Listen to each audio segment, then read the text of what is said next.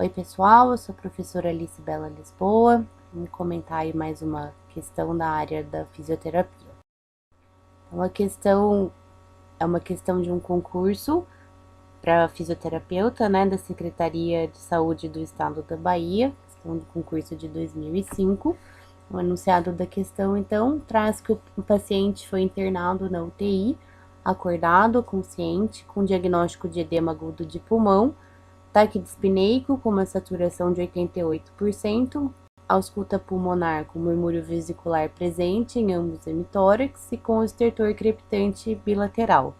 A melhor conduta para esse paciente no momento da internação é: alternativa A, manobras de higiene brônquica e aspiração; alternativa B, intubação orotraqueal e manobras de higiene brônquica; alternativa C, diurético e cinesioterapia respiratória; alternativa D, ventilação mecânica não invasiva no modo CPAP com PIP de 10 centímetros de água e diurético; alternativa E, diurético e manter decúbito dorsal.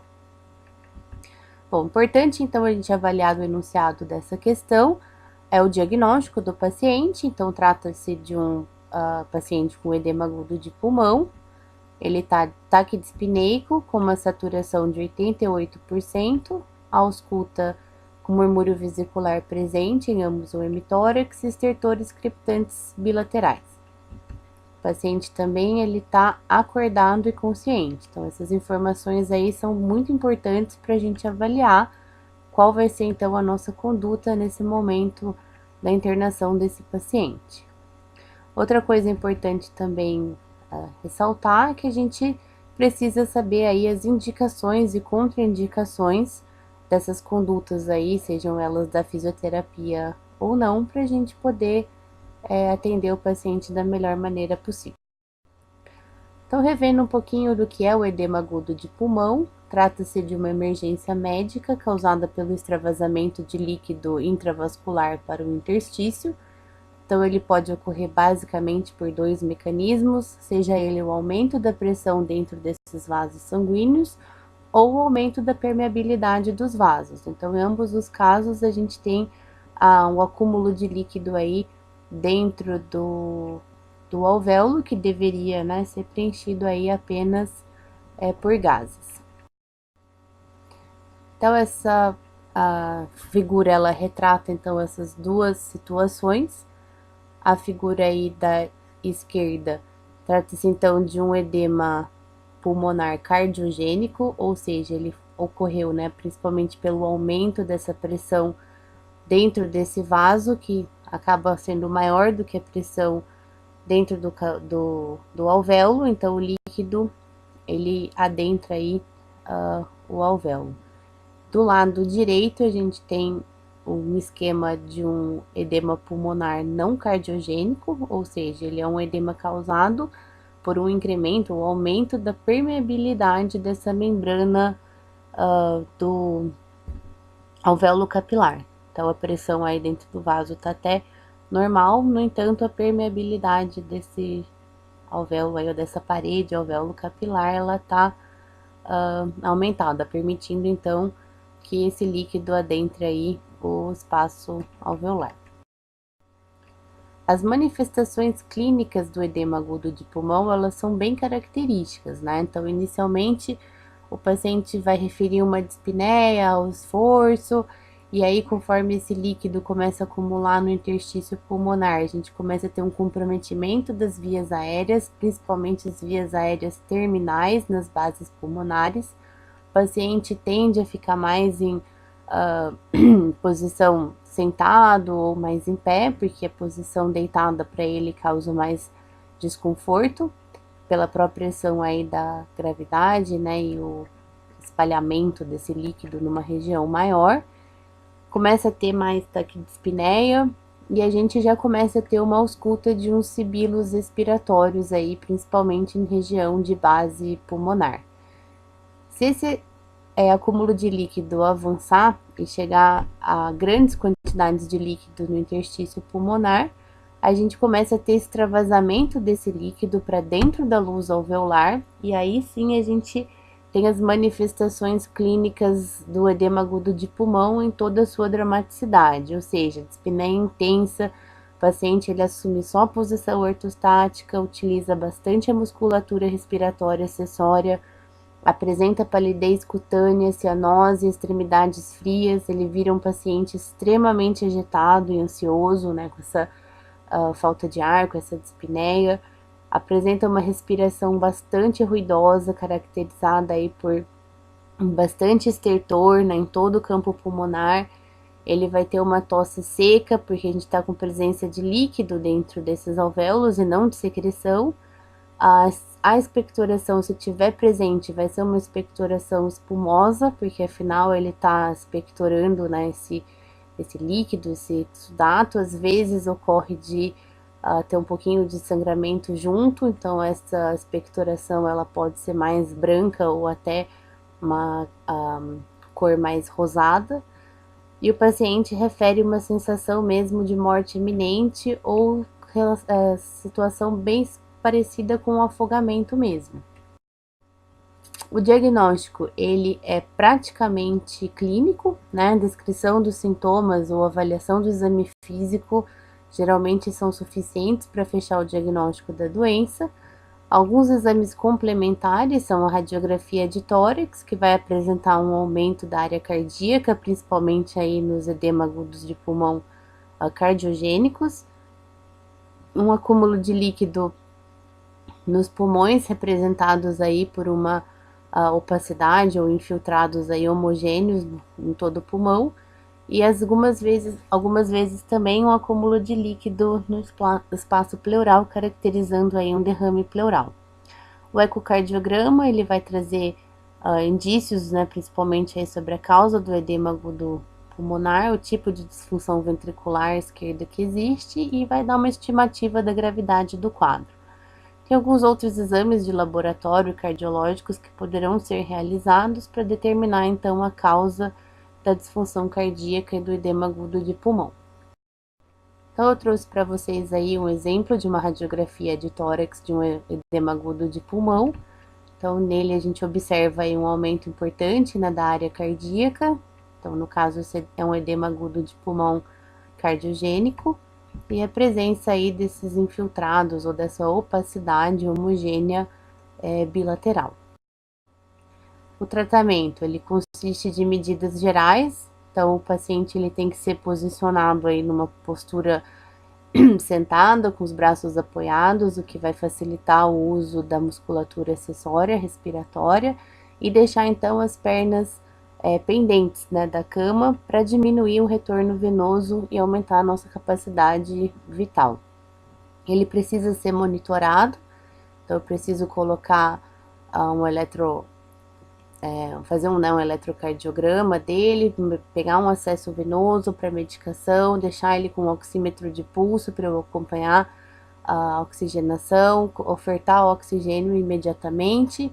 E esse oxigênio ele pode então ser inicialmente ofertado através de uma máscara de oxigênio com fluxo de 5 a 6 litros por minuto, ou se necessário, ou seja, se a saturação permanecer aí abaixo de 90, 93, a pensar então no uso da ventilação não invasiva, né? Então a literatura hoje traz que a melhor indicação aí para edema agudo de pulmão é o CPAP com uma PIP aí em torno de 10 centímetros de água.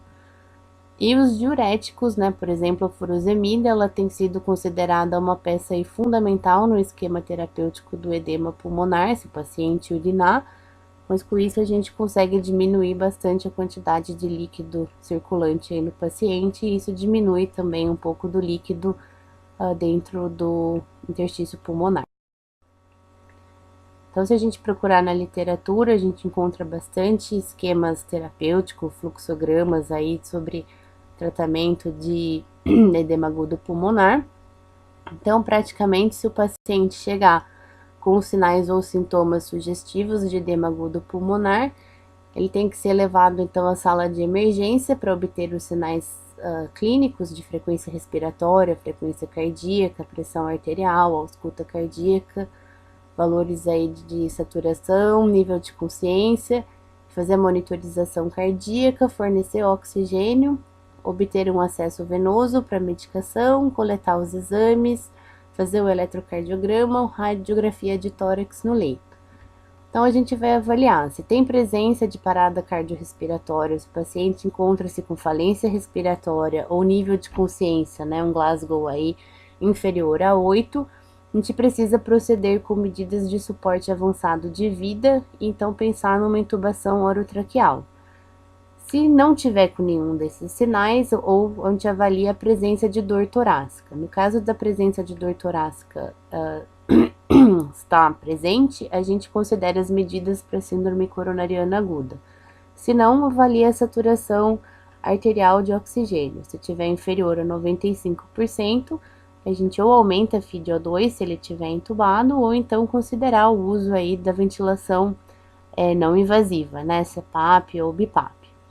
Se a saturação não tiver baixa e ele tiver com presença de taquicardia ou bradicardia, considerar o uso de marca-passo ou antiarrítmicos. Se não, e a pressão arterial média tiver menor do que 70, considerar o diagnóstico de choque cardiogênico, né?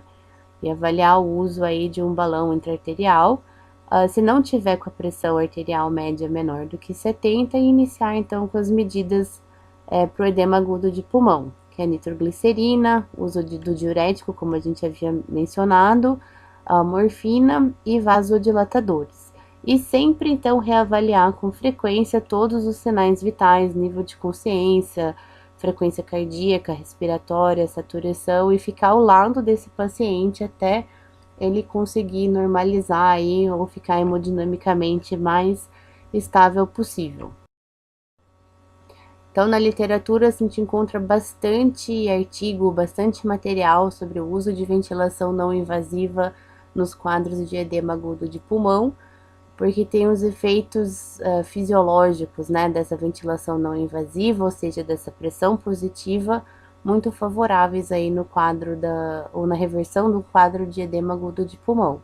Então, os principais efeitos fisiológicos do CPAP são o aumento do fornecimento de oxigênio, principalmente pelo recrutamento alveolar, possibilitado aí pela PIP, a diminuição da pós-carga do ventrículo esquerdo, a melhora da capacidade residual funcional e da mecânica ventilatória e, consequentemente, a redução do esforço ventilatório. Então, o paciente ele tem, né, mais conforto, uma vez que ele está com esse oxigênio sendo ofertado aí, tanto com uma pressão positiva, como também com os efeitos aí de uma PIP. Então, avaliando as nossas alternativas, a alternativa A diz que a melhor conduta para esse paciente na internação seria realizar manobras de higiene brônquica e aspiração. Como a gente viu, né, a causa desse desconforto do paciente, ou o que está preenchendo nossos alvéolos, não são secreção. Então, através da aspiração, a gente não conseguiria retirar esse líquido dos alvéolos, até porque a gente não consegue chegar com a cânula, né, lá no final da nossa árvore brônquica, nem em região, né, de alvéolo, e também as manobras de higiene brônquica acabariam sendo ineficazes, uma vez que esse paciente não está com secreção, e sim líquido dentro dos seus alvéolos. A alternativa B traz que a melhor conduta seria a intubação orotraqueal em manobras de higiene brônquica. Então, se a gente lembrar, né, do enunciado da questão, nosso paciente ele está consciente, então ele está, teoricamente, não tá ou não encontra-se num quadro tão grave ainda para ser, ou para a gente pensar numa intubação orotraqueal. E as manobras de higiene brônquica a gente discutiu aí o porquê que não seriam a melhor conduta na alternativa A. Então, a alternativa C traz que diuréticos e cinesioterapia respiratória seria a melhor conduta. Diuréticos, ok, né? A gente viu que realmente faz parte da terapêutica aí do edema agudo pulmonar, porém uma cinesioterapia respiratória nesse momento imediato ali de internação desse paciente também não ia lhe causar muitos benefícios, né? Pelo contrário, acabaria causando aí um aumento desse gasto energético dele e provavelmente uma maior dispneia, um maior desconforto respiratório. A alternativa D, que é a alternativa aí correta, né, ela traz que a conduta melhor seria uma ventilação mecânica não invasiva no modo CPAP, com um PIP de 10 centímetros de água e diurético. Então, a gente visa aí, ou a gente consegue com essas duas condutas, tanto melhorar a mecânica respiratória desse paciente, melhorar a oxigenação, fazer um recrutamento alveolar e, juntamente com o diurético, eliminar maior quantidade de líquido aí do organismo desse paciente, para ele então conseguir equilibrar ou melhorar aí a respiração dele. Alternativa E, diuréticos e manter o decúbito dorsal. Então, como a gente viu, os diuréticos, ok, seriam adequados, porém o decúbito melhor para deixar o paciente seria em decúbito ortostático, né? Então, deixar ele o mais em pé possível, o mais sentado, com os pés pendendo aí para fora da perna, para fora da cama, para a gente diminuir o retorno venoso, deixar os braços dele apoiados para ele conseguir utilizar melhor aí a musculatura acessória e melhorar então o padrão respiratório dele. Então, a alternativa correta seria a alternativa D, ventilação mecânica não invasiva no modo CPAP, com uma PIP de 10 e diuréticos associados. As referências, então, é que a gente utilizou para fazer essa pequena revisão, discutir essa questão. E estou aí à disposição para qualquer dúvidas, né, que ainda permanecer acerca dessa questão. Então, bons estudos e até a próxima.